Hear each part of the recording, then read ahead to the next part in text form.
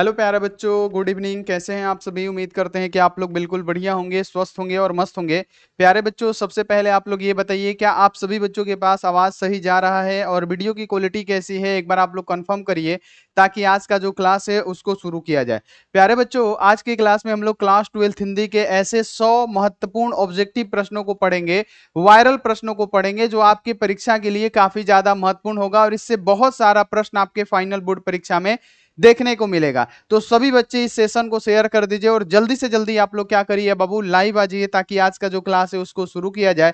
और जैसे आपको थंबनेल देख के बाबू पता लग गया होगा कि आज का जो क्लास है किस चीज का होने वाला है, तो आज का क्लास होने वाला है क्लास 12th हिंदी का। और हिंदी का क्या करेंगे हम लोग, 100 ऑब्जेक्टिव प्रश्नों को पढ़ेंगे जो एग्जाम में लड़ने का संभावना है। तो सभी बच्चे सेशन को शेयर कर दीजिएगा। और चैनल पे पहली बार आए हुए हैं बाबू, तो देखिए ये हमारा क्या है, चैनल है। आपको क्या करना है, ये सब्सक्राइब का बटन दिखेगा, आपको क्या करना है, चैनल को सब्सक्राइब कर देना है। और सब्सक्राइब करने के बाद से जो ये बेल नोटिफिकेशन आता है ना, उसको दबा के आपको क्या करना है, ऑल पे कर देना है, ताकि जब भी लाइव क्लास हो बच्चों आपके पास नोटिफिकेशन पहुंचता रहे। और एक बार आप लोग जोर लगा के वीडियो को शेयर कर दीजिए। आप लोग शेयर नहीं करते हैं बाबू, आपके लिए इतना हम मेहनत कर रहे हैं फिर भी आप लोग शेयर नहीं कर रहे हैं, तो फटाफट से इस वीडियो को जल्दी से जल्दी आप लोग क्या करिए, शेयर कर दीजिए।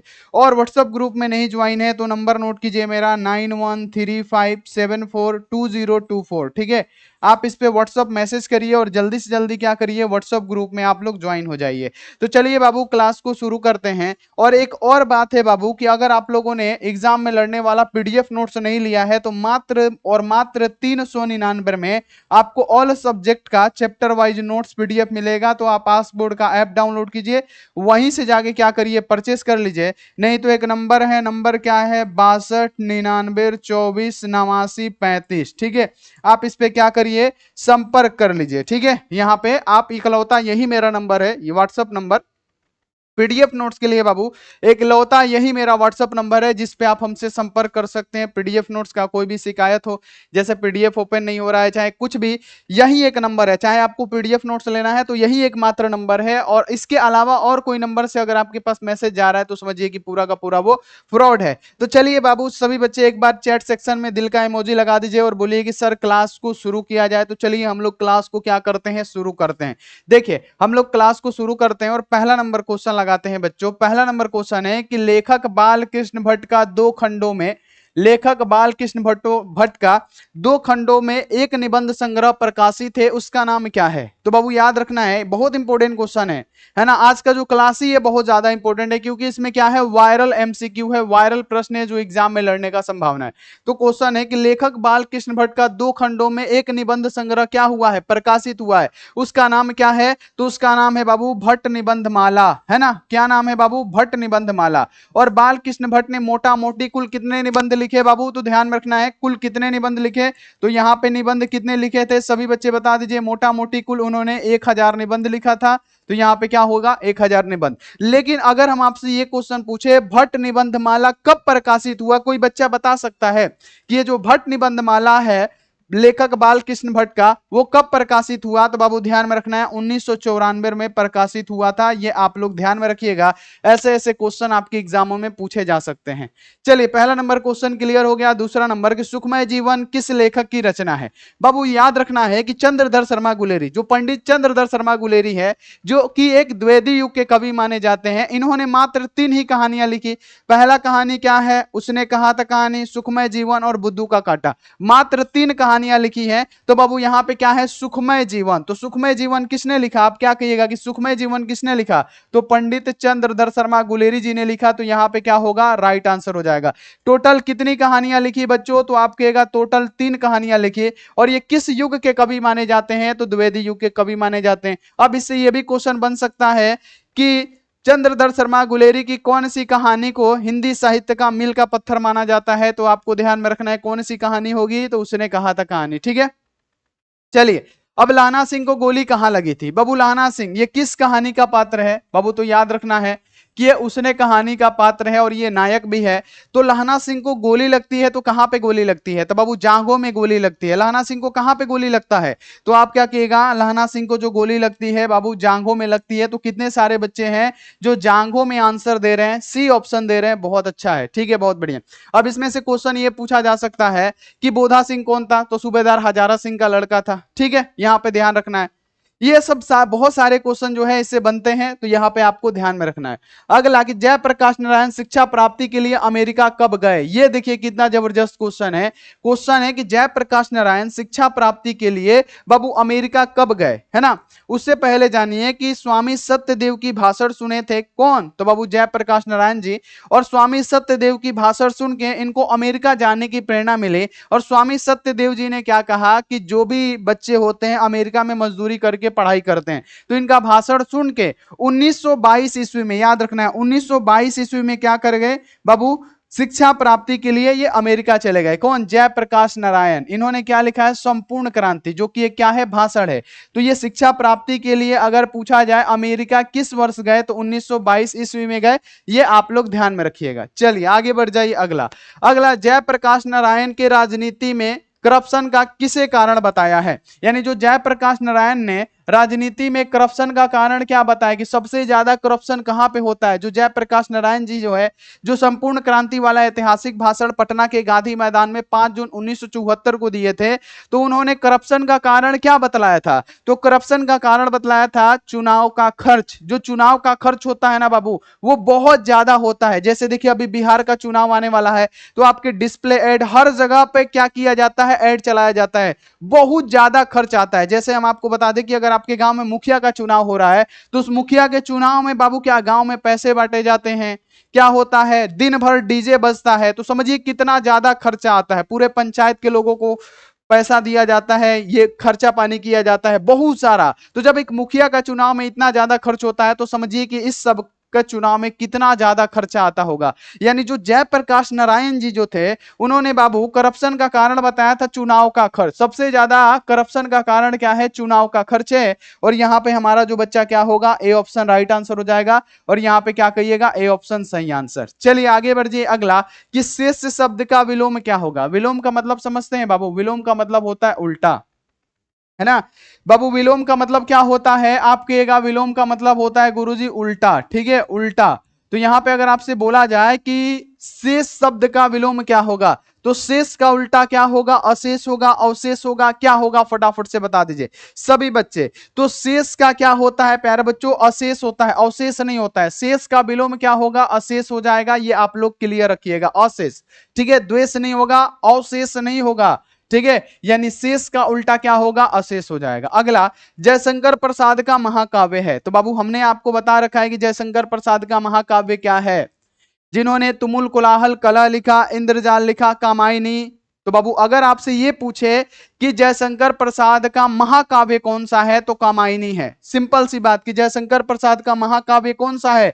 तो कामायनी है। और तुमुल कोलाहल कला किससे लिया गया है? ये क्वेश्चन आएगा कि तुमुल कोलाहल कला किससे लिया गया है, तो ये कामायनी से लिया गया है। इसको भी आप लोग क्लियर रखिएगा। अगला कठोर शब्द का विलोम क्या होगा? कठोर का मतलब होता है कठोरी। अब इसका उल्टा पूछा गया है, तो आप क्या कहिएगा कि कठोर का उल्टा पूछा गया है, तो कठोर का उल्टा क्या होगा? कोमल, कोमल, है ना। कठोर का मतलब सख्त, और बाबू कोमल का मतलब क्या? मुलायम। यानी कठोर का उल्टा क्या हो जाएगा? कोमल हो जाएगा। इसे आप लोग बाबू ध्यान में रखिएगा। चलिए आगे बढ़ जाइए कि गंगा पवित्र है, वाक्य में गंगा में कौन सी संज्ञा है? देखिए क्वेश्चन पूछा गया है कि गंगा पवित्र है, जो गंगा नदी है वो क्या है? पवित्र है। अब पूछा गया है कि इस वाक्य में जो गंगा है वो कौन सी संज्ञा है? ऑप्शन है व्यक्तिवाचक, जातिवाचक, भाववाचक, समूहवाचक। तो ओनली सिर्फ क्या रहेगा? नदी रहेगा। गंगा क्या है? एक नदी है। तो नदी में कौन सी संज्ञा है? तो बहुत सारी नदी है, तो नदियों की एक जाति हो गई। तो ओनली रहे कि नदी में कौन सी संज्ञा, तो नदी एक जातिवाचक संज्ञा है। लेकिन अगर नाम ले लिया जाए कि गंगा नदी, तो गंगा नदी क्या है? एक ही है। तो इसमें क्या कहेंगे कि गंगा नदी क्या है? एक ही है। यानी ये क्या होगा? व्यक्तिवाचक संज्ञा हो जाएगा। अगर पूछेगा ब्रह्मपुत्र नदी कौन सी संज्ञा है ब्रह्मपुत्र नदी में, तो आप क्या कहिएगा बाबू? आप कहिएगा कि उसमें भी क्या होगा? व्यक्तिवाचक हो जाएगा, क्योंकि गंगा नदी एक ही है ना। कोसी नदी एक ही अगर नाम बोले कि ये नदी वो नदी, तो वो क्या हो जाएगा बाबू, व्यक्तिवाचक संज्ञा हो जाएगा। लेकिन सिर्फ रहेगा कि नदी में कौन सी संज्ञा है, तो नदी एक जाति है। इसे आप लोग क्लियर याद रखिएगा। चलिए आगे बढ़ जाइए कि दूषित का विलोम होगा। अगर आपसे क्वेश्चन पूछा जाए कि दूषित, दूषित का मतलब क्या होता है, गंदा, तो गंदा का उल्टा क्या होगा, साफ यानी स्वच्छ। यानी दूषित का उल्टा पूछा जाएगा तो प्रदूषित का मतलब ही होता है गंदा, गंदा का मतलब ही गंदा होता है, मलिन का मतलब ही गंदा। तो क्या हो जाएगा इसका उल्टा बाबू, स्वच्छ यानी साफ। यानी दूषित माने गंदा, अस्वच्छ मतलब साफ। यानी दूषित का विलोम क्या होगा बाबू, स्वच्छ हो जाएगा, जिसको आप लोग ध्यान में रखिएगा। और ये हमारा क्या होगा, राइट आंसर हो जाएगा। चलिए मेरे बच्चे आगे की, शेखर एक जीवन नामक उपन्यास कितने भागों में लिखा गया है। बहुत इंपॉर्टेंट क्वेश्चन है, इसको आप लोग MVVI डाल लीजिए, क्योंकि ऐसे ही ऐसे क्वेश्चन आपके फाइनल बोर्ड परीक्षाओं में देखने को मिलेंगे। देखिए शेखर एक जीवन नामक उपन्यास कितने भागों में लिखा गया है। तो सबसे पहले कि शेखर एक उपन्यास किसका लिखा हुआ है, शेखर बाबू एक जीवन उपन्यास किसका लिखा हुआ है, तो बाबू ये लिखा हुआ है बाबू रोज कहानी के लेखक अज्ञेय जी के द्वारा। किसके द्वारा, अज्ञेय जी के द्वारा ये लिखा गया है। अब ये दो भागों में बाबू क्या लिखा गया है, दो भागों में लिखा गया है, जिसमें प्रथम भाग जो है बाबू कब प्रकाशित हुआ था, प्रथम जो भाग होगा हम लिख देते हैं यहाँ पे, प्रथम भाग जो प्रकाशित हुआ था 1941 में प्रकाशित हुआ था। और जो इसका दूसरा भाग है बाबू ध्यान में रखना है, इसका जो दूसरा भाग है, दूसरा भाग कब प्रकाशित हुआ था, तो दूसरा भाग प्रकाशित हुआ था 1944 में। इसे आप लोग ध्यान में रखिएगा। तो ये आपको स्पष्ट हो गया। एक बार बताइए सभी बच्चे बताइए कि शेखर एक जीवन उपन्यास किसका लिखा हुआ है, तो सच्चिदानंद हीरानंद वात्स्यायन अज्ञेय के द्वारा लिखा गया है, जो रोज कहानी के भी क्या है, लेखक है। अब इसमें यह पूछा जाएगा कि शेखर एक जीवन नामक उपन्यास कितने भागों में है, तो हमने क्या कहा, दो भागों में बांटा गया है। दो भागों में से प्रथम भाग जो है 1941 में बाबू क्या हुआ, प्रकाशित हुआ, और दूसरा भाग 1944 में प्रकाशित हुआ। ये आप लोग ध्यान में रखिएगा। चलिए आगे बढ़ जी। अगला, चीर विषाद विलीन मन की किस कविता की पंक्ति है, तो बाबू आप लोगों ने पढ़ा होगा कि चीर विषाद विलीन मन की किस कविता की पंक्ति है, तो चीर विषाद विलीन मन की ये जो कविता है कौन सी है बाबू, तो ध्यान में रखना है तुमुल कोलाहल कला की है, जिसके लेखक कौन है, जयशंकर प्रसाद है। जयशंकर प्रसाद कौन से वादी कवि थे, तो आपको ध्यान रखना है ये छायावादी कवि थे, ठीक है ना। तुमुल कोलाहल कला के लेखक कौन है, तो आपको पता होना चाहिए जयशंकर प्रसाद जी है ना। और जो जयशंकर प्रसाद का लिखा हुआ तुमुल कोलाहल कला है, ये किससे लिया गया है, तो ये लिया गया है कमायनी से, जो इनका प्रमुख काव्य है। ये आप लोग ध्यान में रखिएगा। इतना सारा क्वेश्चन हम एक क्वेश्चन से बना रहे हैं। चलिए अगला क्वेश्चन है कि निम्नलिखित शब्दों में से कौन सा शब्द भाववाचक संज्ञा है, तो भाववाचक संज्ञा का मतलब क्या, जो भावनाओं को बोध कराता हो। जैसे मैं अच्छा हूं, मैं बुरा हूं, मैं गरीब हूं, क्या हूं, मैं अमीर हूं, मैं दुस्साहस हूं, तो ये सब क्या होता है, एक भाव होता है, ठीक है। तो इसमें से भाववाचक संज्ञा कौन सा होगा, पहला है दूध, तो दूध को मापा या तोला जा सकता है, तो ये द्रव्यवाचक हो जाएगा। सभा में क्या होगा बाबू, बहुत सारे लोग होंगे, तो ये क्या हो जाएगा, सभा में क्या होगा, आप बता दीजिए जल्दी जल्दी। सभा में कौन सा लिंग होगा, समूहवाचक संज्ञा हो जाएगा। ताजमहल क्या है, एक ही है, तो ये क्या हो जाएगा बाबू, व्यक्तिवाचक हो जाएगा। लेकिन गरीबी को क्या कहेंगे कि गरीबी एक सर भाव है, क्या है, भाव है कि मैं गरीब हूं, ये क्या एक भाव है कि गरीब हूं, ठीक है। गरीबी एक क्या है, भाव है। अमीरी एक क्या है, भाव है। तो इसमें से भाववाचक संज्ञा कौन सा होगा, गरीबी। आगे बढ़िए कि घर शब्द का पर्यायवाची क्या होगा। अब बाबू यहां पे ध्यान रखना है, पर्यायवाची का दूसरा नाम क्या होता है ना। पर्यायवाची का मतलब उसका कोई दूसरा नाम। बाबू पर्यायवाची का मतलब क्या होता है, उसका कोई दूसरा नाम, है ना। तो अगर आपसे क्वेश्चन पूछे घर शब्द का पर्यायवाची होगा, तो घर का बाबू दूसरा नाम क्या होता है, हम लोग कहते हैं घर को निकेतन। बाबू घर को क्या कहते हैं, निकेतन। तो निकेतन हमारा क्या होगा बच्चे, राइट आंसर हो जाएगा। घर का क्या होगा, निकेतन हो जाएगा, निकेतन हमारा राइट आंसर। आगे बढ़ जाइए कि सत्संग में किसकी अभिरुचि थी। बहुत इंपॉर्टेंट क्वेश्चन है कि सत्संग में किसकी अभिरुचि थी। ऑप्शन ए है तुलसीदास, तो तुलसीदास जी राम भक्त कवि थे, है ना, ये राम भक्त कवि थे, तो इनकी नहीं थी। कबीरदास हिंदू मुसलमान में भेद नहीं करते थे। जयशंकर प्रसाद छायावादी कवि थे। लेकिन सत्संग में जिसकी अभिरुचि थी वो कौन है, तो सूरदास जी है। और सूरदास कितने सारे बच्चे जो हैं राइट आंसर बताए हैं, फटाफट से जल्दी जल्दी बताइए सभी बच्चे, क्या होगा, सूरदास। आगे बढ़िए कि रामधारी सिंह दिनकर की पहली कविता किस वर्ष प्रकाशित हुई, कौन सा बच्चा बता देगा। अब देखिए इसमें बहुत सारा बात समझने वाला है बाबू। पत्रिका छात्र सहोदर की बात नहीं किया जा रहा है, पत्रिका छात्र सहोदर की बात नहीं किया जा रहा है, पहली बात। है ना। छात्र सहोदर की नहीं बात किया जा रहा है, पत्रिका जो है छात्र सहोदर, ठीक है। ये बात आप लोग ध्यान में रखें, पत्रिका छात्र सहोदर 1924 में बाबू क्या हुआ, प्रकाशित हुआ। कहीं कहीं ये दिया जाता है 1925, ठीक है। लेकिन बाबू हमसे क्या पूछा जाए, पहली कविता, बाबू पहली कविता कब प्रकाशित हुई थी, तो ये चीज आपको क्लियर रखना है कि 1928 ईस्वी में पहली कविता प्रकाशित हुई थी, ठीक है। रामधारी सिंह दिनकर की पहली कविता कब प्रकाशित हुई, तो ये आप लोग लिखिएगा कि 1928 ईस्वी में हुई। कौन सा, तो विजय संदेश। बाबू जो पहली कविता है इनका क्या है, लिख देते हैं यहां पे विजय संदेश, है ना। विजय संदेश, विजय संदेश क्या है, पहली कविता है बाबू। तो क्या कहिएगा, सबसे पहली कविता कौन सी है, विजय संदेश है, आप लोग क्लियर रखिएगा। और इसका प्रकाशन कब है, 1928। लेकिन अगर पत्रिका बोले तो छात्र सहोदर, जो कि 1924 और 25 में प्रकाशित हुआ, ये आप लोग ध्यान में रखिएगा, ठीक है बाबू। आगे बढ़ जाते हैं, अगला कि लाला लाजपत राय के सहयोगी कौन थे। क्वेश्चन है कि लाला लाजपत राय के सहयोगी कौन थे, तो बाबू लाला लाजपत राय के सहयोगी कौन थे, तो ये एक लेख और एक पत्र का क्वेश्चन है, जिसमें भगत सिंह क्या बताते हैं बाबू, लेख लिखते हैं जिसका नाम क्या होता है, विद्यार्थी और राजनीति, ठीक है। और जो पत्र होता है वो सुखदेव के नाम होता है। तो इसमें यह क्वेश्चन आता है कि जो लाला लाजपत राय थे किसके सहयोगी थे, तो भगत सिंह के पिताजी और चाचा जी के क्या थे, लाला लाजपत राय सहयोगी थे। तो यहां पे क्या हो जाएगा, भगत सिंह के पिता और चाचा के क्या थे, लाला लाजपत राय सहयोगी थे। तो ये आप लोग क्लियर रख दीजिएगा, ये हमारा क्या हो गया, राइट आंसर हो गया, बहुत अच्छा। अब आगे बढ़ जाते हैं, अगला क्वेश्चन कि पढ़ने वाला में कौन सा प्रत्यय होगा। अब बहु प्रत्यय के बारे में हमने आपको कई बार डिस्कस कराया हुआ है कि अगर प्रत्यय पूछ दे, अगर प्रत्यय पूछ दे कि पढ़ने वाला शब्द में कौन सा प्रत्यय होगा, पढ़ने वाला शब्द में, तो वो प्रत्यय वो होता है जो शब्दों के अंत में आता है। जैसे पढ़ने प्लस वाला, तो वाला क्या आ गया, लास्ट में आया, तो लास्ट वाला हमारा क्या होगा, प्रत्यय होगा। यानी पढ़ने वाला में प्रत्यय जो होगा क्या होगा, वाला हो जाएगा। वाला हमारा क्या होगा बच्चों, प्रत्यय हो जाएगा। तो पढ़ने वाला में प्रत्यय क्या होगा, वाला प्रत्यय।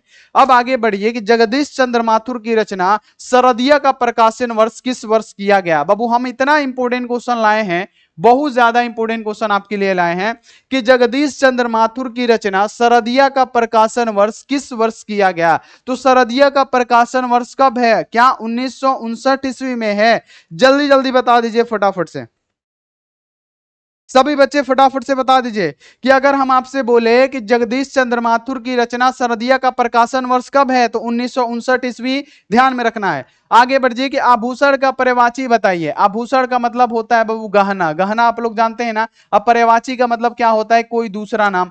तो आभूषण का दूसरा नाम क्या होगा, घर होगा बाबू, घर का निकेतन होता है, ठीक है बाबू। आभूषण का दूसरा नाम होता है गहना, ठीक है। आभूषण का दूसरा नाम होता है क्या, गहना, गहना, गहना का मतलब ही होता है आभूषण, ठीक है। पायल बाबू ये क्या है, पायल है, ठीक है। इसका मतलब ये आभूषण नहीं होगा।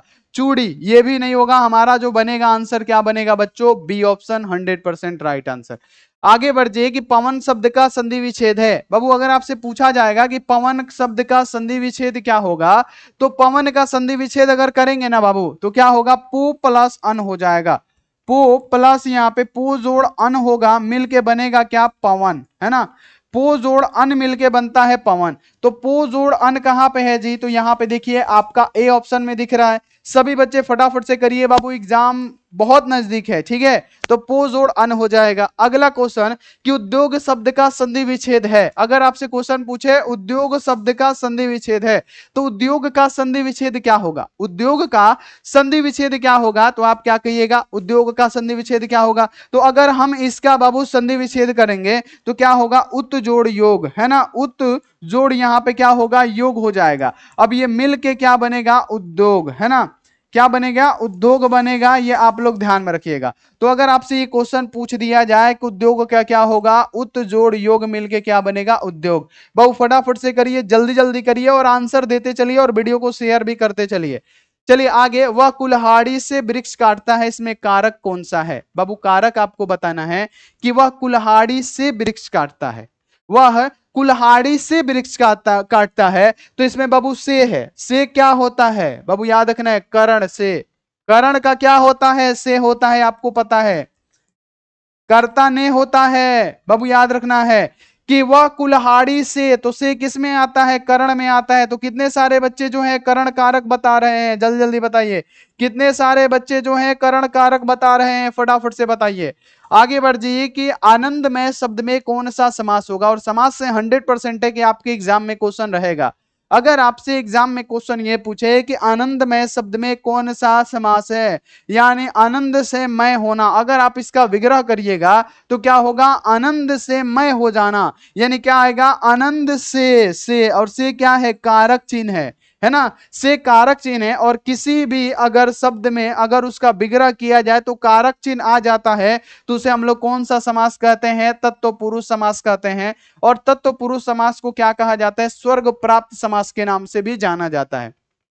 अब गांधी जी की झोपड़ी को किसने जला दिया। अब आज ये ओ सदा नीरा का क्वेश्चन है, और ओ सदा नीरा के क्वेश्चन में बाबू ये क्वेश्चन पूछा जाता है कि ओ सदा नीरा निबंध के लेखक कौन है, तो आप कहिएगा जगदीश चंद्र माथुर।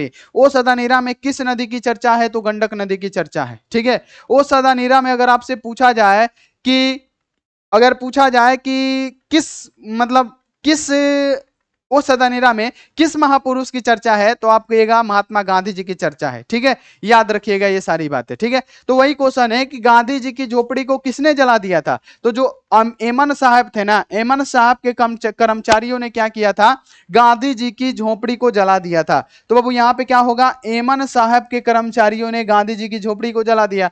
फिर गांधी जी को शरण किसने दी, तो बाबू याद रखना है कि मठ के महंत ने दिया, कहां पे, तो महुआ के पेड़ के नीचे। तो ये भी आप लोग ध्यान में रखिएगा।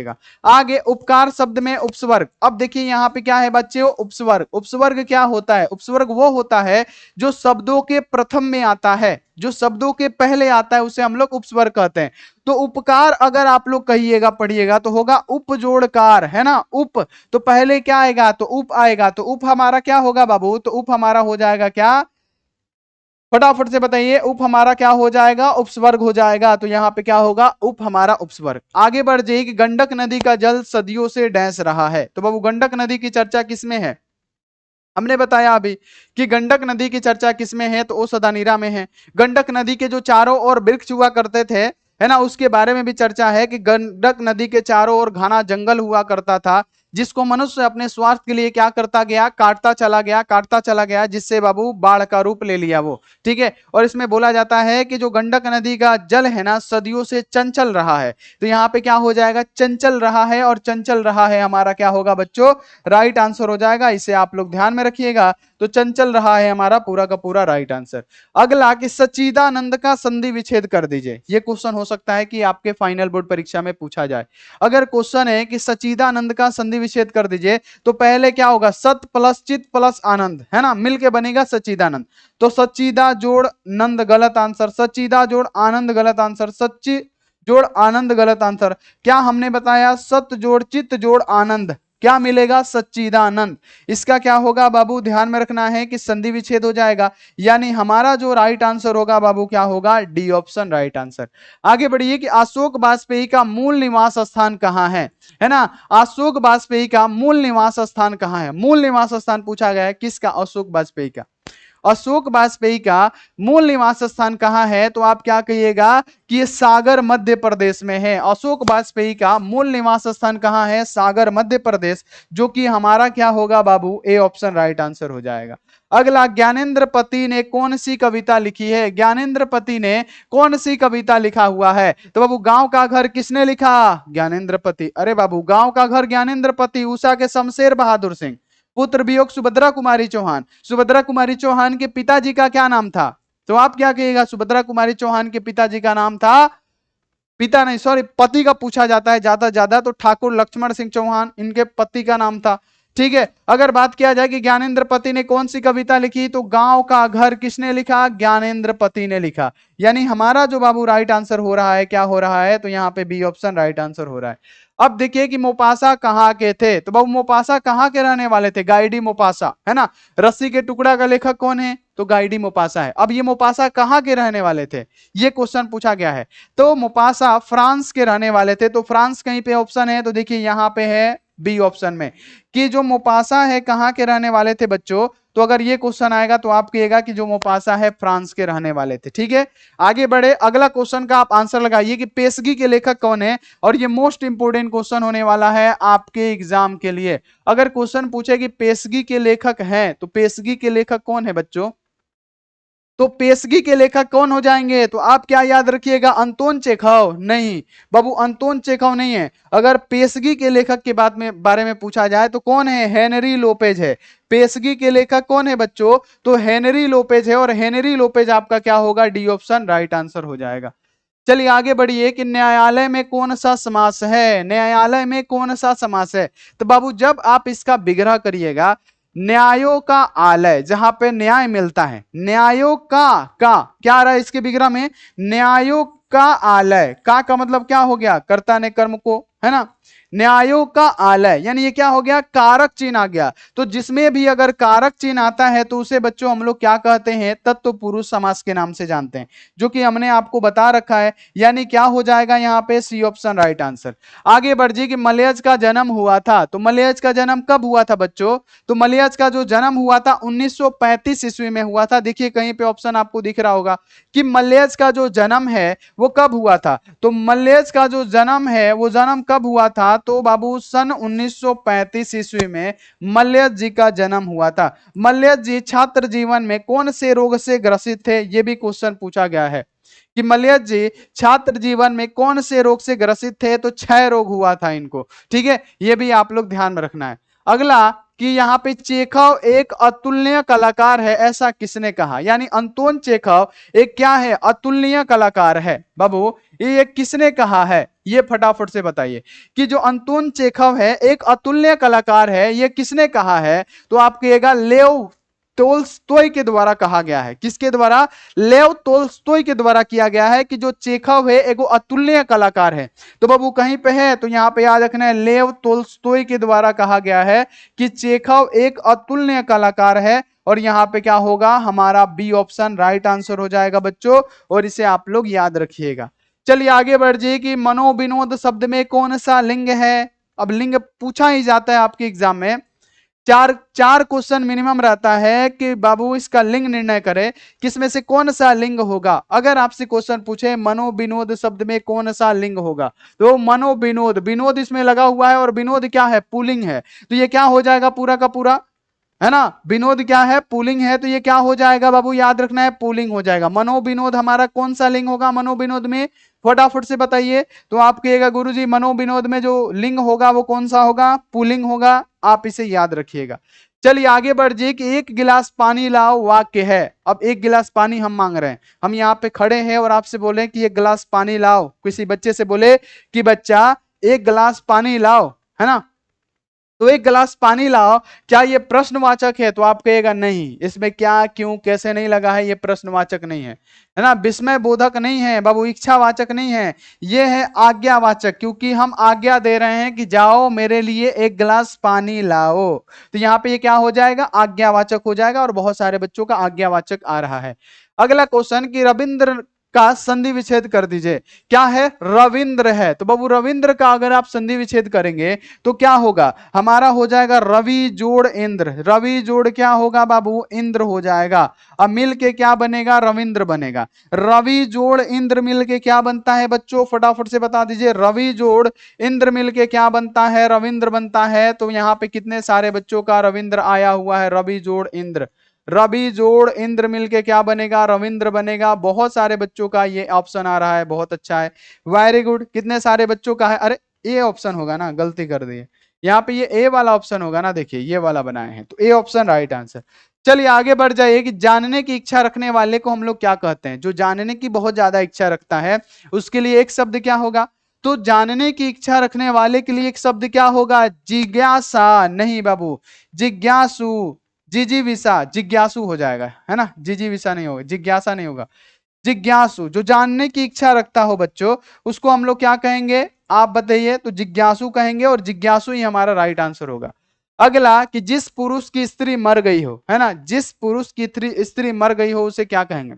अब जिस स्त्री का पुरुष मर गया हो उसे तो हम लोग विधवा के नाम से जानते हैं, लेकिन जिस स्त्री का पुरुष मर गया हो उसे हम लोग क्या कहेंगे? तो जिस स्त्री का पुरुष मर गया हो उसको कहा जाता है विधुर। क्या कहा जाता है बाबू? विधुर कहा जाता है। और यहां पे ध्यान में रखना है क्या कहा जाएगा? विधुर। और विधुर हमारा राइट आंसर हो जाएगा।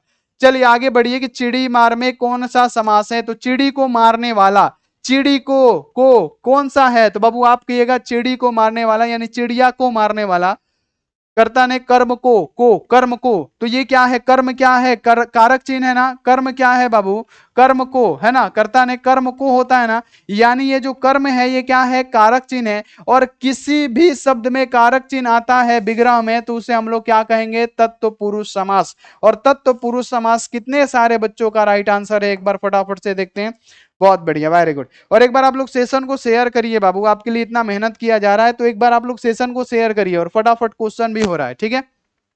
चलिए आगे बढ़िए कि उसने कहा था शीर्षक का कहानी के कहानीकारक कौन है? उसने कहा था कहानी, तो बाबू आपको पता है ना कि हिंदी साहित्य का अगर मील का पत्थर कोई माना जाता है कहानी को, तो उसने कहा था कहानी को माना जाता है। उसने कहा था कहानी कब प्रकाशित हुई? देखते हैं कौन सा बच्चा कमेंट बॉक्स में आंसर देता है कि उसने कहा था कहानी कब प्रकाशित हुई। तो याद रखना है उसने कहा था कहानी 1915 में प्रकाशित हुई थी, ये आप लोग ध्यान में रखिएगा। अब बाबू उसने कहा था शीर्षक कहानी की कहानीकारक कौन है? तो बाबू चंद्रधर शर्मा गुलेरी है, जिन्होंने 3 ही कहानियां लिखी। उसमें से बाबू उसने कहा था कहानी क्या है? हिंदी साहित्य के मील का पत्थर है। और उसने कहा था कहानी में लहना सिंह का बाबू बताया गया है, सब चीज का वर्णन है। आगे बढ़िए कि बाल कृष्ण भट्ट ने किस पत्रिका का संपादन किया? बहुत ज्यादा पूछा जाने वाला प्रश्न है, ये इंपॉर्टेंट प्रश्न है आपके परीक्षा के लिए। क्वेश्चन है यहाँ पे कि बाल कृष्ण भट्ट के किस पत्रिका का संपादन किया? बाल कृष्ण भट्ट ने कौन सी ऐसी पत्रिका है जिसका संपादन किया था? तो बाल कृष्ण भट्ट ने कौन सा पत्रिका निकाला बच्चों? तो बाल कृष्ण भट्ट ने क्या निकाला? धर्मयुग निकाला बाबू। नहीं, हिंदी प्रदीप नामक मासिक पत्र निकाला। कब? 1877 में। यह भी क्वेश्चन पूछा जाता है कि कब निकाला? 1877 ईस्वी में। इसका संचालन कितने वर्षों तक हुआ? तो यहां पे याद रखना है संचालन की बात किया जाए, संचालन, तो संचालन कितना हुआ बाबू? 33 वर्ष, 33 वर्ष तक चला। 33 वर्ष तक चला। क्या हुआ बाबू? 33 वर्षों तक क्या हुआ? ये चला, ठीक है। तो एक क्वेश्चन से हम बहुत सारा क्वेश्चन बना रहे हैं, इसे आप लोग याद रखना है। भले ही लिखा है 100 ऑब्जेक्टिव क्वेश्चन, लेकिन आपको यहां से 400 प्लस ऑब्जेक्टिव मिल जाएगा, क्योंकि एक एक क्वेश्चन से हम दो दो तीन तीन क्वेश्चन को आराम से बना रहे हैं, आराम से बना रहे हैं, ठीक है। चलिए आगे बढ़िए अगला कि ज्ञानपीठ पुरस्कार से सम्मानित रचना कौन सी है? तो ज्ञानपीठ पुरस्कार से सम्मानित रचना किसकी? तो बाबू रामधारी सिंह दिनकर की बात किया जा रहा है। रामधारी सिंह दिनकर ने क्या लिखा है? अर्धनारीश्वर लिखा है। पहला क्वेश्चन हो गया। रामधारी सिंह दिनकर का जन्म कहां हुआ था? तो बिहार के बेगूसराय जिले के एगो सिमरिया नामक गांव है, वहां पर रामधारी सिंह दिनकर का जन्म हुआ है। राष्ट्र कवि के नाम से कौन जाना जाता है? तो रामधारी सिंह दिनकर के नाम से जाना जाता है। कौन सा ऐसा कवि है जो बिहार से संबंधित है? तो रामधारी सिंह दिनकर बिहार से संबंधित है। संस्कृति के 4 अध्याय किसका लिखा हुआ है? रामधारी सिंह दिनकर का लिखा हुआ है। बाबू अगर आपसे पूछे उर्वशी पे रामधारी सिंह दिनकर को कौन सा पुरस्कार मिला? ज्ञानपीठ पुरस्कार मिला। तो यहां पे क्या कीजिएगा? उर्वशी पे बाबू क्या मिला था? ज्ञानपीठ पुरस्कार मिला था। और संस्कृति के 4 अध्याय पे रामधारी सिंह दिनकर को क्या मिला था? साहित्य अकादमी पुरस्कार संस्कृति के 4 अध्याय पे मिला था। ये आप सभी बच्चे ध्यान में रखिएगा। यानी इससे हमने 5-6 क्वेश्चन बना दिया। आगे बढ़िए कि सिपाही के मां शीर्षक एकांकी का सबसे सशक्त पात्र, सबसे माने मजबूत पात्र कौन सा है? तो सिपाही की मां क्या है? एक प्रकार का एकांकी है। एकांकी का मतलब होता है नाटक, ठीक है। जिसके लेखक कौन है? मोहन राकेश है। इसमें जो मुख्य पात्र है कौन है? बिस्नी है। बिस्नी कौन होती है? तो मानक और मुन्नी की मां होती है, ठीक है। तो यहाँ पे सबसे सशक्त पात्र कौन है? तो बिस्नी है। ये आपको ध्यान में रखना है। मानक क्या होता है? सिपाही होता है। मुन्नी की अवस्था कितनी होती है? 14 साल होती है। ये सारी चीजें हमने आपको बता रखा है, फिर भी हम आपको बताते चलेंगे। चलिए नावमर सिंह के गुरु कौन थे? तो नावमर सिंह ने क्या लिखा? प्रगीत और समाज के लेखक कौन है? नावमर सिंह है। इतिहास और आलोचना के लेखक कौन है? नावमर सिंह है। वाद विवाद संवाद किसका लिखा हुआ है? तो आप क्या कहिएगा? नावमर सिंह का लिखा हुआ है। अगर बोला जाए कि अगर आपसे हम बोले बाबू कि यहाँ पे नावमर सिंह के गुरु कौन है, तो आप क्या कहिएगा? जो नावमर सिंह के गुरु थे वो थे बाबू हजारी प्रसाद द्विवेदी जी। नावमर सिंह के गुरु कौन थे? हजारी प्रसाद द्विवेदी जी थे। ये आप लोग याद रखना है ना। याद रखिएगा क्या? हजारी प्रसाद द्विवेदी, ठीक है। और क्वेश्चन इससे यह भी पूछा जाता है कि प्रगीत और समाज किससे लिया गया है? तो बाबू एक उनका आलोचना है कौन सा, तो वाद विवाद संवाद, उससे लिया गया है। ठीक है, आगे बढ़ जी। अगला, नवमर सिंह ने किस पत्रिका का संपादन कर रहे थे, नवमर सिंह किस पत्रिका का संपादन कर रहे थे, तो नवमर सिंह बाबू क्या इतिहास और आलोचना, आलोचनात्मक पुस्तक निबंध है जो इतिहास और आलोचना है। यानी अगर बात की जाए नवमर सिंह किस पत्रिका के संपादन कर रहे थे, तो आप याद रखना है आलोचना, आलोचना, आलोचना, आलोचना का। ठीक है, तो आलोचना। ठीक है, आगे बढ़ जाइए कि हंसते हुए मेरा अकेलापन के लेखक कौन है, आप बताइए। मोहन राकेश क्या हो जाएंगे, सिपाही की मां, तो ये गलत आंसर। ओम प्रकाश वाल्मीकि जूठन का, है ना। भगत सिंह क्या हो जाएंगे, एक लेख एक पत्र। तो बचा क्या बाबू, मलयज। तो मलयज के लेखक कौन, मतलब हंसते हुए मेरा अकेलापन के लेखक कौन हो जाएंगे, तो मलयज जी होंगे। तो यहाँ पे क्या हो गया, राइट आंसर हो गया। चलिए आगे बढ़ जाइए। अगला तिरिच है, तो तिरिच के लेखक कौन है बच्चों, उदय प्रकाश जी हैं। ठीक है, और ये जो तिरिच कहानी है किसके इर्द गिर्द घूमती है, तो पिताजी के इर्द गिर्द घूमती दिखाई देती है। ठीक है, और तिरिच है, तो तिरिच क्या है, एक विषैला और भयानक जंतु है। क्या है बाबू, तिरिच एक विषैला और भयानक जंतु है। चलिए, अब हुंक अम्ब अवसर पाई, यहां अम्ब संबोधन किसके लिए है, तो बाबू याद रखना ये तुलसीदास का पद है। ठीक है, उसका है कि अब हुंक अम्ब अवसर पाई, यहां पे अम्ब संबोधन है, सीता जी के लिए अम्ब संबोधन है। तो यहां पे क्या होता है बाबू, सी ऑप्शन राइट आंसर हो जाता है। सी ऑप्शन क्या हो जाएगा बच्चों, फटाफट से बताइए जल्दी जल्दी, सी ऑप्शन राइट आंसर। आगे बढ़ जाइए कि भक्तमाल किसकी रचना है, तो भक्तमाल किसका है, फटाफट से बता दीजिए। तो सूरदास का क्या है, सूरदास का पद है ना। यहाँ पे याद रखना है तुलसीदास का क्या है, सबसे मुख्य काव्य रामचरितमानस। लेकिन भक्तमाल के रचयिता कौन है, तो नाभादास जी है, नाभादास, नाभादास। ठीक है, नाभादास तुलसीदास के समकालीन माने जाते हैं, ये भी ध्यान में रखना है। चलिए, भूषण किस काल के कवि हैं, तो भूषण की कविताओं में वीर रस पाया जाता है।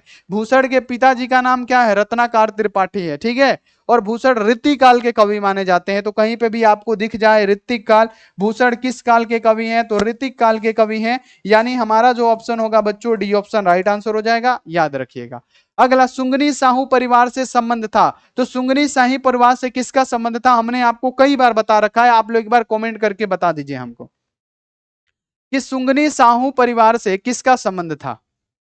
तो सुंगनी साहू परिवार से किसका संबंध था, तो बाबू याद रखना है जयशंकर प्रसाद का संबंध था। जयशंकर प्रसाद का, जैसे हमने बताया कि महाकाव्य कौन सा है, कमायनी है। ठीक है, तुमुल कुलाहल कलह किससे लिया गया है, कमायनी से लिया गया है। इंद्रजाल किसकी रचना है बाबू, तो जयशंकर प्रसाद जी का है ना। तो ये आप लोग ध्यान रखना है कि सुंगनी साहू परिवार से कौन संबंध रखते थे, तो जयशंकर प्रसाद, है ना।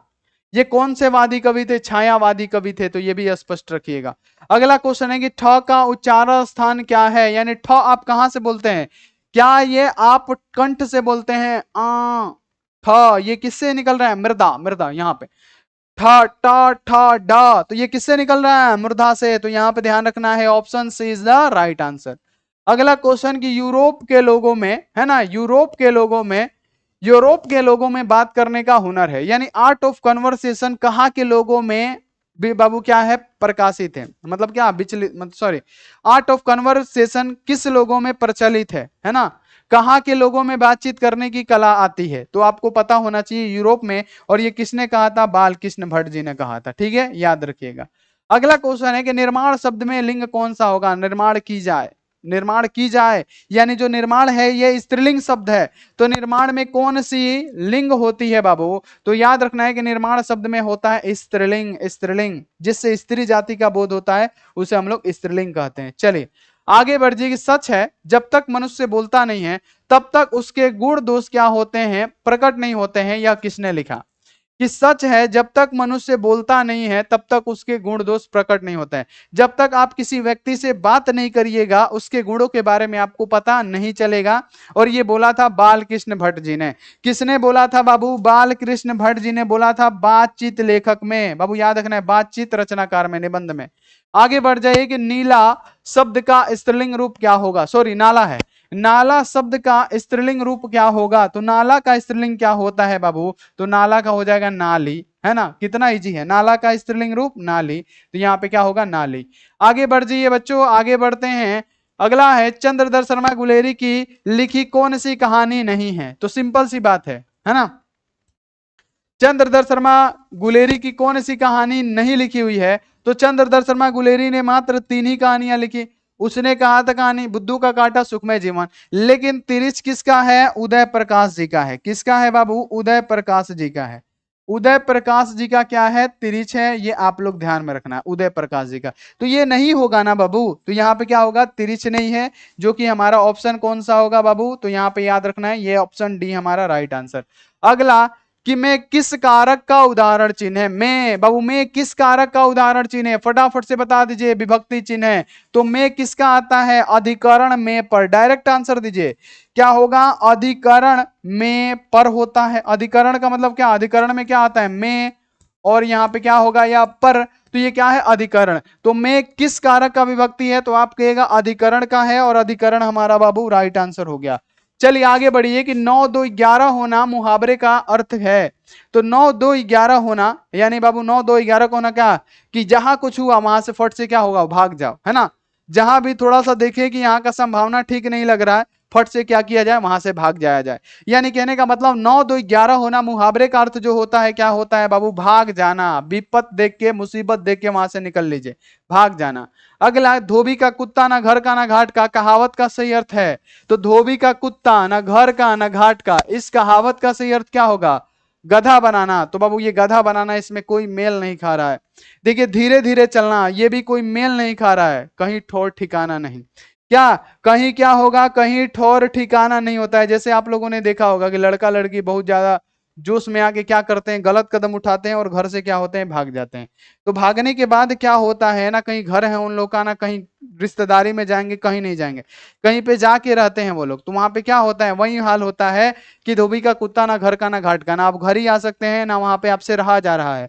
यानी क्या? कहीं ठौर ठिकाना ना होना। ठीक है, आगे बढ़ जाइए कि नाक का बाल होना मुहावरे का अर्थ क्या होता है? तो नाक का बाल होना बोला जाता है कि नाक के बाल हवा का यार, यानी प्रिय हवा का। ठीक है, नाक का बाल होना का मतलब क्या होना? प्रिय होना। प्रिय होना, नाक का बाल होना का मतलब क्या? प्रिय होना। आगे कि 6 पंक्तियों के योग पद को क्या कहते हैं? 6 पंक्तियों के योग पद को हम लोग क्या कहते हैं बच्चों? तो 6 पंक्तियों के योग पद को हम लोग कहते हैं छप्य। छप्य, छप्य में 6 पंक्तियों का छंद है, ये याद रखिएगा। अगला कि जगदीश का संधि विच्छेद कर दीजिए। तो जगदीश का अगर आप संधि विच्छेद करेंगे तो जगत जोड़ ईस होगा। कहां पे है जी? जगत जोड़ ईस। तो देखिए बी ऑप्शन में है, जगत जोड़ ईस मिलके क्या बनेगा? जगदीश बनेगा। तो यहां पे कौन सा ऑप्शन बच्चों सही होगा? बी ऑप्शन सही होगा।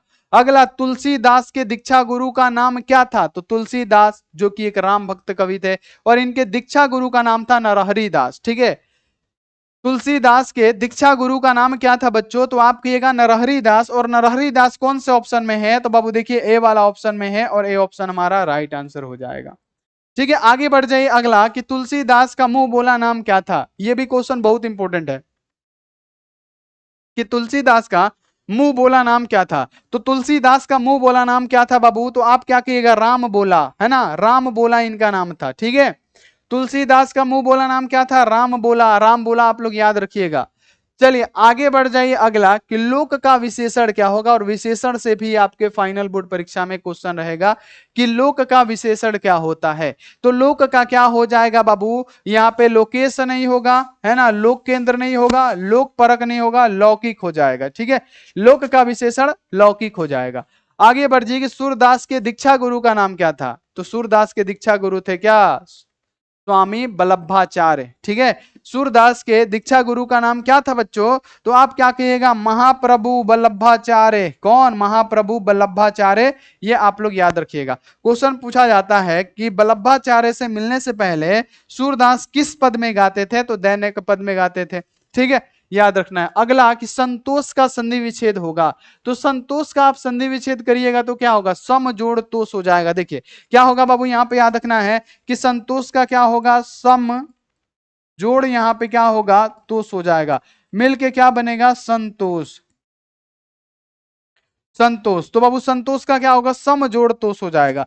तो सम जोड़ तोष मिलके बनेगा संतोष। आगे बढ़िए कि मलिक मोहम्मद जैसी कैसे कवि हैं? तो मलिक मोहम्मद जैसी जो है कैसे कवि कहे जाते हैं? तो मलिक मोहम्मद जैसी की बात करें तो मलिक मोहम्मद जैसी कैसे कवि हैं, एक बार फटाफट से बता दीजिए। तो वो जो मलिक मोहम्मद जैसी है, इनको प्रेम के पीर का कवि माना जाता है। कड़बक के लेखक कौन है? मलिक मोहम्मद जैसी है। ठीक है, पद्मावत के लेखक कौन है? मलिक मोहम्मद जैसी है। चित्ररेखा की कवि कौन है? तो बाबू मलिक मोहम्मद जैसी है। ठीक है, तो याद रखना है कि मलिक मोहम्मद जैसी को कैसा कवि माना जाता है? तो वो प्रेम के पीर का कवि माना जाता है, जो कि आप लोग ध्यान में रखिएगा। आगे कि यहाँ पे चक्रपाणी में कौन सा समास है? चक्रपाणी, तो बाबू चक्रपाणी में होता है बहुब्रीहि समास। चक्रपाणी में कौन सा समास होगा बच्चों? बहुब्रीहि समास हो जाएगा। A option right answer. अगला तल्लीन का संधि विच्छेद होगा। तल्लीन का संधि विच्छेद कर दीजिए तो तत् जोड़ लीन होगा। तत् जोड़ लीन, तत् जोड़ लीन मिलके क्या बनेगा? तत् जोड़ यहाँ पे क्या होगा? लीन, तल्लीन हो जाएगा। क्या होगा? तल्लीन। तत् जोड़ लीन मिलके क्या बनेगा? तल्लीन। कहां पे है जी? देखिए ए ऑप्शन में है कि तल्लीन का संधि विच्छेद क्या होगा? तत् जोड़ लीन मिलके तल्लीन बनता है। आगे बढ़िए बाबू, चंद्रमा का पर्यायवाची शब्द क्या होगा? पर्यायवाची का मतलब होता है बच्चों कोई दूसरा नाम। तो चंद्रमा को हम लोग क्या कहते हैं? चांदनी कहते हैं। ना, चंद्रमा का दूसरा नाम चांदनी नहीं है, चंद्रमा को हम लोग शशि कहते हैं। दूसरा नाम क्या होगा? शशि। चंद्रमा का पर्यायवाची यानी दूसरा नाम, पर्यायवाची का मतलब दूसरा नाम, विपरीतार्थक का मतलब उल्टा। ठीक है, ये दोनों आप लोग स्पष्ट रखिएगा। द्वंद्व समास है, तो द्वंद्व समास किसे कहते हैं? कि जिसमें प्रथम पद भी प्रधान हो और अंतिम पद भी प्रधान हो, उसको हम लोग द्वंद्व समास के नाम से जानते हैं। यानी द्वंद्व समास है, तो द्वंद्व समास कौन सा होगा? तो आप क्या कहिएगा? दिन भी प्रधान और रात भी प्रधान, और जिसमें ये लगा रहता है ना, और एक ही वर्ड दो बार ना दोहराए, तो उसको हम लोग द्वंद्व समास के नाम से जानते हैं। आगे बढ़िए अगला कि ओ सदा नीरा शीर्षक निबंध में वर्णित मन कैसा ताल है? यानी ओ सदा नीरा जिसके लेखक कौन है? जगदीश चंद्र माथुर जी हैं। तो जो ओ सदा नीरा में जो बाबू पूछा गया है कि ओ सदा नीरा शीर्षक निबंध में जो वर्णित मन का ताल है वो कैसा ताल है? तो जो मन का ताल है ना बाबू, क्या है? गहरा और बहुत विशाल है। गहरा और विशाल ताल है, यानी डी ऑप्शन राइट आंसर। आगे बढ़िए, चित्ररेखा किस कवि की रचना है? अभी हमने जस्ट बताया कि चित्ररेखा किस कवि की रचना हो सकता है। बाबू गजानन माधव मुक्ति बोध नहीं है, जयशंकर प्रसाद नहीं है, रघुवीर सहाय अधिनायक के नहीं है। बाबू हमने कहा कि चित्ररेखा किस कवि की रचना है, तो आपको यह क्लियर रखना है कि चित्ररेखा मलिक मोहम्मद जैसी जी का रचना है। चित्ररेखा मलिक मोहम्मद जैसी जी की रचना है। ठीक है, आगे बढ़ जाइए कि आपको क्या चाहिए, तो क्या, क्यों, कैसे ये लगा रहे, तो ये कौन सी संज्ञा होती है बाबू? कौन सी संज्ञा होगी? आपको क्या चाहिए, तो क्या, कैसे, क्यों लगा रहे, तो इसे हम लोग क्या कहते हैं? प्रश्नवाचक संज्ञा। प्रश्नवाचक यानी सी ऑप्शन बिल्कुल इजी है, आप लोग ध्यान में रखिएगा। आगे बढ़ जाइए कि किनका लेखन विकसित या विकासशील दुनिया तथा अविकसित अफ्रीका के बीच की दूरी को दिखलाता है? यानी किसका लिखा हुआ विकसित या विकासशील दुनिया या अविकसित जो अफ्रीका है इसकी बीच की दूरी को दिखलाता है? तो जो गाइडी मोपासा है ना, सॉरी हेनरी लोपेस का दिखलाता है। तो हेनरी लोपेस हमारा राइट आंसर हो जाएगा। अगला क्वेश्चन है कि कहानी विद्या को आधुनिक रूप देने में किसका स्मरणीय योगदान रहा? कहानी विद्या को आधुनिक रूप देने में, ये क्वेश्चन है अब कि कहानी विद्या को आधुनिक रूप देने में किसका स्मरणीय योगदान रहा? तो बाबू याद रखना है कि मोपासा का रहा, और मोपासा हमारा राइट आंसर हो जाएगा। ठीक है, याद है फटाफट से? बहुत बढ़िया। चलिए आगे बढ़ जाइए कि गांव का घर शीर्षक कविता किस कवि संग्रह से लिया गया है? तो गांव का घर के लेखक ज्ञानेंद्र पति, और ये संशयात्मक जो है ना ज्ञानेंद्र पति का लिखा हुआ है। और गांव का घर किससे लिया गया है? संशयात्मक से। गांव का घर किससे लिया गया है? संशयात्मक से लिया गया है, और ये बाबू ज्ञानेंद्र पति ने लिखा है, ध्यान में रखना है। अगला क्वेश्चन है कि निम्नलिखित में से बिस्नी की पड़ोसन कौन थी? तो बिस्नी यानी याद रखना है कि सिपाही की मां के लेखक मोहन राकेश, और सिपाही की मां कौन होती है? तो बिस्नी होती है। बिस्नी की पड़ोसी कौन सी होती है? पड़ोसन कुंती होती है। तो कुंती हमारा क्या हो जाएगा? राइट आंसर हो जाएगा, तो कुंती सही आंसर करेंगे। The first and last freedom किसकी कृति है? यह बहुत इंपॉर्टेंट क्वेश्चन है कि द फर्स्ट एवं लास्ट फ्रीडम किसकी कृति है? तो फर्स्ट एवं लास्ट जो फ्रीडम है ना बाबू, आपको ध्यान रखना है कि ये जे कृष्णमूर्ति की कृति है। द फर्स्ट एवं लास्ट फ्रीडम किसकी कृति है? जे कृष्णमूर्ति जी की कृति है। सी ऑप्शन ही राइट आंसर होगा। चलिए आगे बढ़िए कि मुक्ति बोध की मां का क्या नाम था? मुक्ति बोध की मां का क्या नाम था? तो गजानन माधव मुक्ति बोध की मां का नाम क्या था? तो बहु पार्वती बाई। पार्वती बाई का बाई हो गया है, पार्वती बाई नाम था। ध्यान में रखना है कि मुक्ति बोध की मां का नाम क्या था? पार्वती बाई। आगे बढ़िए कि जो बहुत कम जानता हो उसे क्या कहेंगे बाबू? जो बहुत कम जानता हो उसे कहते हैं अल्पज्ञ, यानी अल्प ज्ञान है उसके पास, जो बहुत कम जानता हो। बाबू यहाँ पे अगर बोला जाए जो बहुत कम जानता हो उसे क्या कहेंगे? अल्पज्ञ कहेंगे। जो बहुत कुछ जानता हो, जो सब कुछ जानता हो, उसे सर्वज्ञ कहेंगे। जो कुछ नहीं जानता है उसे क्या कहेंगे बाबू? अज्ञ कहेंगे। तो यहाँ पे क्या होगा? अल्पज्ञ हो जाएगा। ऐश्वर्या का पर्यायवाची होगा, ऐश्वर्या कुशवाहा, जल्दी जल्दी आंसर दो, है ना, फटाफट से कमेंट में कि ऐश्वर्या का पर्यायवाची यानी दूसरा नाम क्या होगा? फटाफट से ये जवाब दो, है ना।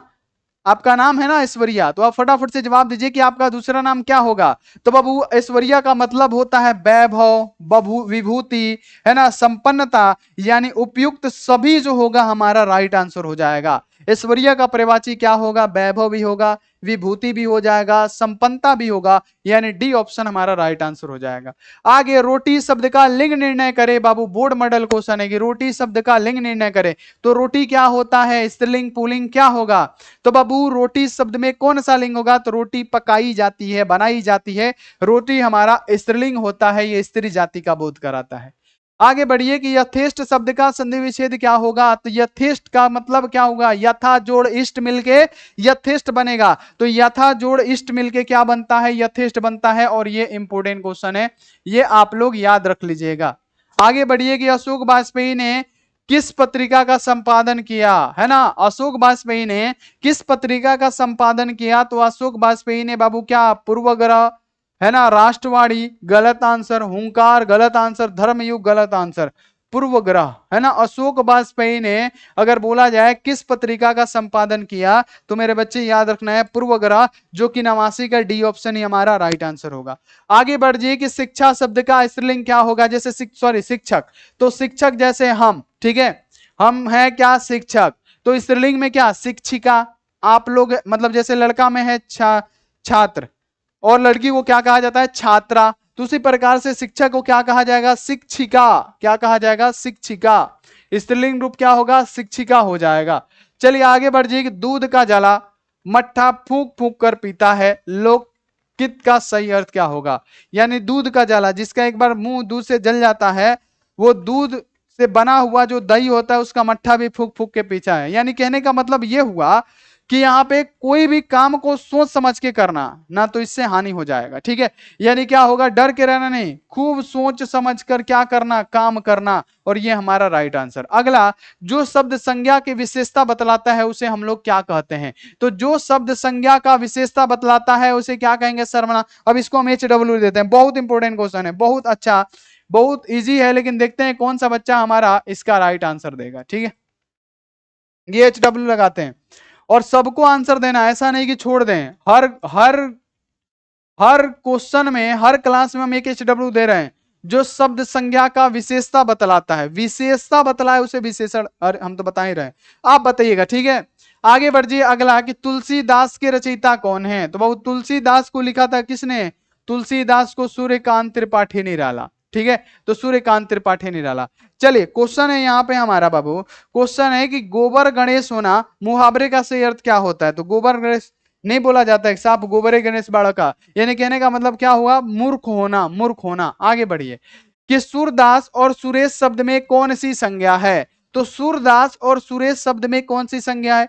तो सूरदास एक क्या है? नाम है। सुरेश क्या है? एक नाम है। और नाम वाला को हम लोग क्या कहते हैं? व्यक्तिवाचक संज्ञा। तो यहाँ पे क्या होगा जी? व्यक्तिवाचक संज्ञा हो जाएगा, इसे आप लोग ध्यान में रखिएगा। यहाँ पे क्या होगा? व्यक्तिवाचक संज्ञा हो जाएगा, क्योंकि ये व्यक्ति का बोध करा रहा है, ठीक है बाबू।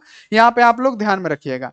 चलिए अब यहाँ पे आप लोग को क्या करना है बाबू, ध्यान में रखिएगा कि अब यहां पे जो हमने HW आंसर दिया हुआ ना, इस HW का आंसर आपको देना है कमेंट बॉक्स में, ठीक है। और हमने 96 क्वेश्चन करा दिया, और 96 नंबर क्वेश्चन मत देखिए, और इससे रिलेटेड कम से कम 300 प्लस क्वेश्चन हमने आज कराया हुआ है। जो संबंधित क्वेश्चन है उसको भी हम बता देते हैं, 300 प्लस क्वेश्चन हमने कराया। तो आप बताइएगा कि इस 96 में से, है ना, इस 96 में से आपका सही सही बताइएगा ईमानदारी पूर्वक कि कितना सही हुआ, ये हमको जानना है। और साथ में आपको ये HW का क्वेश्चन लाइव चैट में नहीं, कमेंट बॉक्स में आपको आंसर करना है, ठीक है। कमेंट बॉक्स में आपको इसका आंसर करना है, ठीक है बाबू। सभी बच्चे करिएगा। और बाबू यहाँ पे क्या करिएगा, चैनल पे पहली बार आए हुए हैं तो बाबू प्लीज आप लोग चैनल को क्या कर दीजिएगा, सब्सक्राइब करके बेल नोटिफिकेशन को ऑल पे कर लीजिएगा। और लाइक नहीं किए हैं बाबू फटाफट से प्लीज आप लोग वीडियो को लाइक कर दीजिए। सभी बच्चे प्लीज इस वीडियो को क्या करिए, लाइक कर दीजिए। तो चलिए बाबू हम मिलते हैं अगले क्लास में। आप लोग अपना ध्यान रखिए और कमेंट करके बताइएगा क्लास कैसा लगा, ठीक है, और HW का आंसर दे दीजिएगा। तो मिलते हैं ऐसी अगली क्लास में। आप लोग अपना ध्यान रखिए, मन लगा के पढ़ाई करते रहिए। Take care and bye.